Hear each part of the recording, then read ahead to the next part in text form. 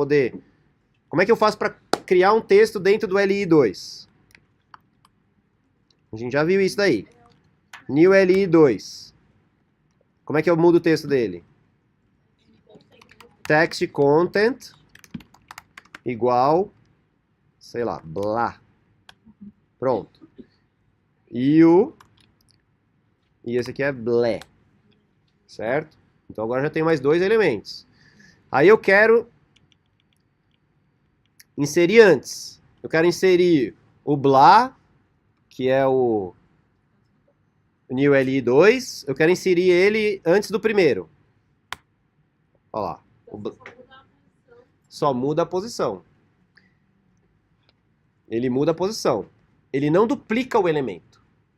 O elemento só existe uma vez. Isso é muito importante, tem que tomar cuidado. Porque às vezes a gente acha que a gente está inserindo alguma coisa embaixo, mas a gente está tirando ele de algum outro lugar. Se ele estivesse dentro de um outro OL, e eu inserisse ele dentro de um outro, né, se eu tivesse dois LIs, dois ULs, duas listas, uma aqui e uma aqui. Vou fazer aqui a lista. Ó, vou criar uma segunda lista aqui, ó. Tá? E aí eu vou colocar um LI teste. Pronto. Ó, eu tenho duas listas. Se eu pegar esse elemento aqui e inserir ele aqui na lista de cima, ele some da lista de baixo. Porque só existe um elemento LI até então. Se eu quiser criar um novo, eu tenho que dar um create element para criar um novo elemento. Isso é bem importante. E aí eu consigo fazer, inserir antes, ou seja, insere esse elemento antes desse outro elemento, antes de quem eu quiser. Aí eu tenho o replace. Então o insert ele insere antes. O replace ele substitui. Então, se eu der um replace, o que ele vai fazer, aí sim ele vai substituir. Então, por exemplo, eu tenho lá, eu vou ter que reatribuir as variáveis de novo, porque eu reiniciei o HTML, tá? Então, vamos lá.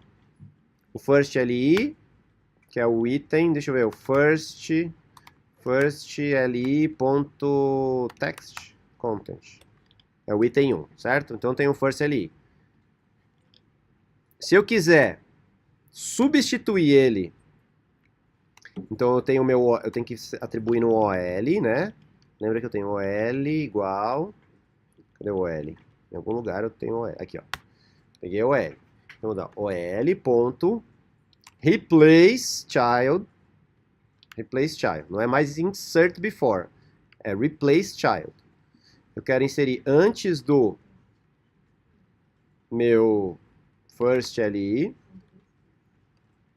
O que eu quero colocar?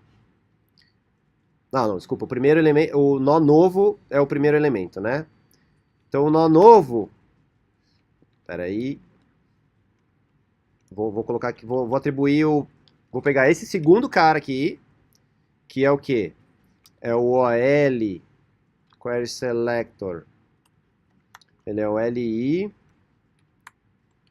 é o LI3, se não me engano, né? Deixa eu ver. Não tem 3? Ué? Ah, select all, né? Ninguém lembrou disso. Não, é aqui. Tudo bem? Tenho aqui. Eu tenho agora 4 LIs. 1, 2, 3, 4. Indexados com 0, 1, 2, 3. Peguei esse último. Quer ver, ó? Vou colocar ele numa variável. Last, vou chamar de last li. Então, o last, só para conferir, last li.text content, tá lá, teste. Então, eu tenho o last li e eu tenho o first li. O first li.text content é o item 1. Então, eu tenho essas duas variáveis. Last li, que está apontando para o elemento li, esse cara aqui. E o first li, que está apontando para o primeiro aqui.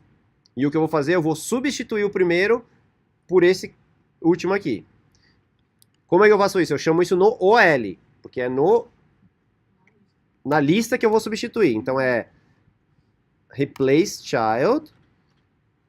Aí eu nunca lembro a ordem, mas é o novo primeiro. Então eu quero pegar o last li e substituir quem? O first ali. Na hora que eu fizer isso, ele substituiu. Não significa que eu perdi o meu LI. Eu continuo tendo acesso a ele aqui, ó, o first ali, ó. Ele ainda existe.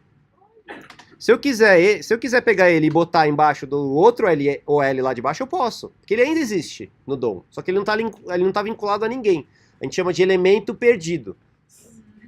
É um elemento perdido. Ele existe, mas ele não está vinculado a ninguém. Então, eu tenho ele, mas ele está na memória do meu JavaScript, mas ele não está no HTML. Do mesmo jeito que quando eu crio se eu criar um elemento document.create element p, por exemplo, criei um p. Ele existe, só que ele não está vinculado no HTML ainda. Ele só está no meu JavaScript. Certo? Como eu tinha salvo ele numa variável, ele está lá. Então eu posso botar ele de novo.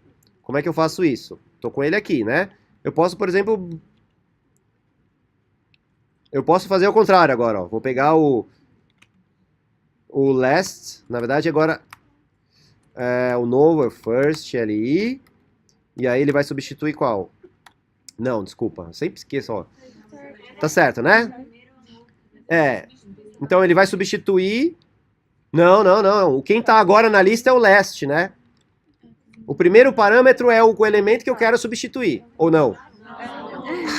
Nossa, dá um nó na minha cabeça. Tá certo. O elemento que eu quero substituir é o segundo parâmetro. Então, first li, ó lá, voltou. E eu não perdi o meu last li. Se eu fizer isso de novo, agora invertido, agora sim é invertido. Ele volta. Então tô com os dois ali. E se eu quiser, eu posso pegar ele e jogar ele no final da lista, eu posso jogar ele para outra lista, o que eu quiser fazer com ele eu faço. Vocês veem que vocês têm poder de fazer qualquer coisa, jogar para cá, jogar para lá. Isso aí vai ser a criatividade aflorando. Então, inserir antes, insert before. Replace, substitui. Criando nó, que é o que eu acabei de fazer, create element. Né? Por exemplo, que eu criei um parágrafo. Eu criei um parágrafo, mas eu não associei nenhuma variável, então eu já perdi ele. Nunca mais vou conseguir acessar esse cara aqui. Vou criar um outro agora. New P. Vou chamar de New P. Criei um parágrafo. Create element New P. Pronto, New P. Não tem nada dentro. Eu posso mudar, eu posso colocar o text content dele igual a novo parágrafo. Pronto, agora eu tenho um parágrafo que não está no HTML, mas ele está aqui no JavaScript. Ele chama new p. Eu quero colocar ele, por exemplo, depois desse link aqui. Como é que eu faço? Oi? Se eu crio um elemento dentro do JavaScript, eu não tenho como editar ele no HTML, nem no CSS. Se você cria ele no JavaScript... Você falou, ele tá lá, ele tá só nesse JavaScript. Se você fechar o navegador e ir embora, ele morre junto. Entendeu? Ele tá só nessa seção aqui. Ele não vai substituir o seu arquivo HTML, seu arquivo CSS. Ele vai ficar só na memória do navegador. Certo? Ele não muda o arquivo original. Não muda o arquivo original. Isso é importante.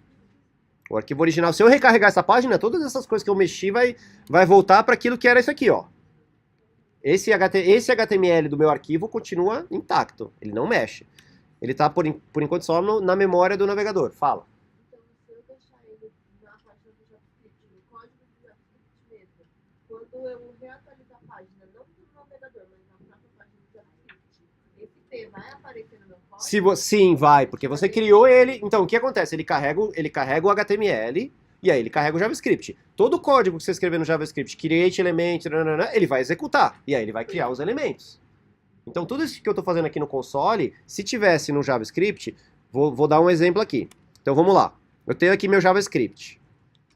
Por exemplo, ó, eu fiz um JavaScript aqui bem bobinho, que imprime todos os nós do HTML. Como é que eu fiz isso? Primeiro, eu peguei o nó raiz, que eu acesso dessa maneira. Document.getRootNode. Então, vamos lá. O que é o getRootNode? Ele retorna o nó que é a raiz de tudo, é o pai de todos, é Deus. O nó Deus. Ele tem filhos, que tem filhos, que tem filhos, que tem filhos, todo mundo tem vários filhos, e eu quero imprimir isso aqui no console. Como é que eu faço? Eu pego esse se eu quiser, console.log nesse cara aqui. Ah, faltou aqui o parênteses, né? Ele imprimiu só esse elemento. Aí eu fiz um método que faz um log, e aí eu tenho... Quem assistiu meu vídeo sobre recursão no YouTube? Não assistiram, né? Então, aqui eu estou usando o recurso de recursão. O que é recursão? É um método que chama ele mesmo. Então, como é que eu faço? Eu chamo o printNodes com um nó raiz. Então, quando eu chamo o printNodes com nó raiz, o que ele faz? Primeiro ele faz um console log. Esse level é uma segunda variável que eu não passei como parâmetro, então ele está usando 0 por padrão. Então ele vai imprimir dois espaços mais o nó. Então no caso, quando eu der vou simular aqui, ó, vou colocar level igual a 0. E aí eu vou chamar essa linha aqui, ó. O node é o meu root, é esse cara aqui, document.getRootNode. Então ele vai fazer isso aqui. Vai imprimir esse. E aí ele vai imprimir desse jeito aqui. Espera aí. Ele vai chamar exatamente essa linha aqui. Então o que ele vai imprimir? Ah, ele deu dois espaços aqui e aí imprimiu esse negócio aqui. Certo? Tá bom, só isso. Ele fez essa primeira linha. Aí o que ele fez? Para cada filho desse nó, chama esse método printNodes, só que pega o nível e aumenta 1. Então, no final das contas, se eu recarregar essa página, vocês vão ver que ele faz isso aqui, ó. Ó, ele imprimiu esse cara, aí depois ele imprimiu esse aqui, depois esse, depois esse, depois esse. Ó, ele imprimiu todo mundo e os filhos e assim foi, ó. Olha que legal. E é um método que tem... Basicamente ele faz o quê? Ele imprime o próprio nó e os filhos do nó. Para todos os filhos ele imprime os filhos. E aí quando ele for imprimir o primeiro filho, ele vai imprimir o filho e os filhos do filho. E aí quando ele for imprimir o filho do filho, ele vai chamar de novo, vai imprimir o filho do filho do filho e assim vai. Meu Deus. Isso chama recursão. Então é uma maneira de você imprimir todos os nós de um HTML. Ficou claro? Você criou o nude na nossa mente. Hã? Então façam perguntas. Façam perguntas. Esse query selector all, ele pega todos os elementos aí, por exemplo, do parágrafo. Query selector all, ele vai usar o seletor e vai retornar todos os elementos que casarem com esse seletor. Sim, ele teoricamente cria uma função lá, um botão, para mudar a cor de uma coisa. Eu estou vendo aqui no W3, ele deveria trocar a cor de todos os elementos, não? Se você aplicar alguma coisa a essa lista, sim. Mas como assim aplicar? Eu vou ter que colocar Não, porque assim, quando eu dou um query selector all, aqui por exemplo, vamos lá. Por exemplo, eu quero mudar a cor de todos os itens da lista para azul. Tá, então aí tem um outro jeito de fazer. Como é que você muda toda a lista, todas as cores de um elemento? A gente vai ver isso já já. Já vou chegar lá. Mas basicamente ele vai ter uma classe, ou você cria uma classe CSS. Tá, Ou uma classe, ou você pode criar um estilo CSS.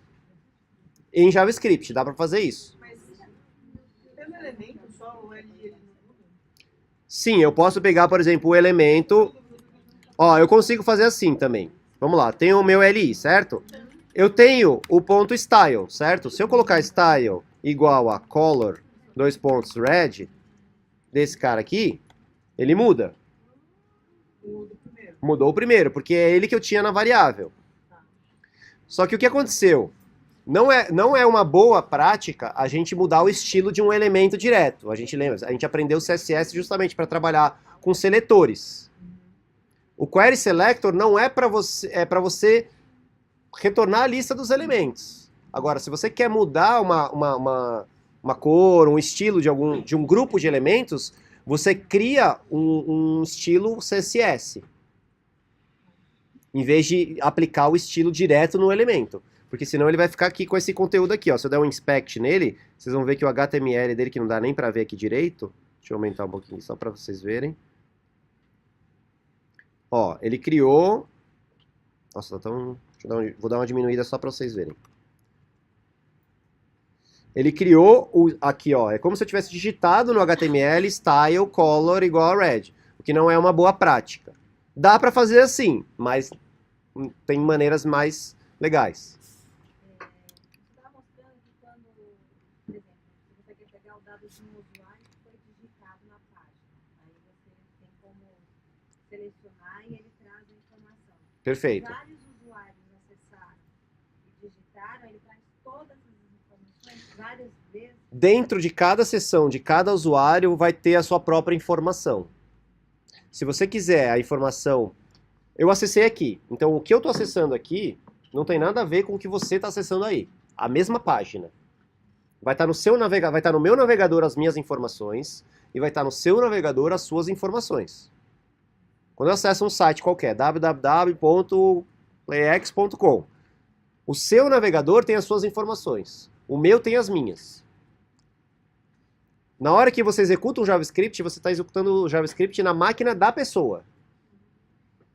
Então as variáveis, tudo está tudo na máquina das pessoas.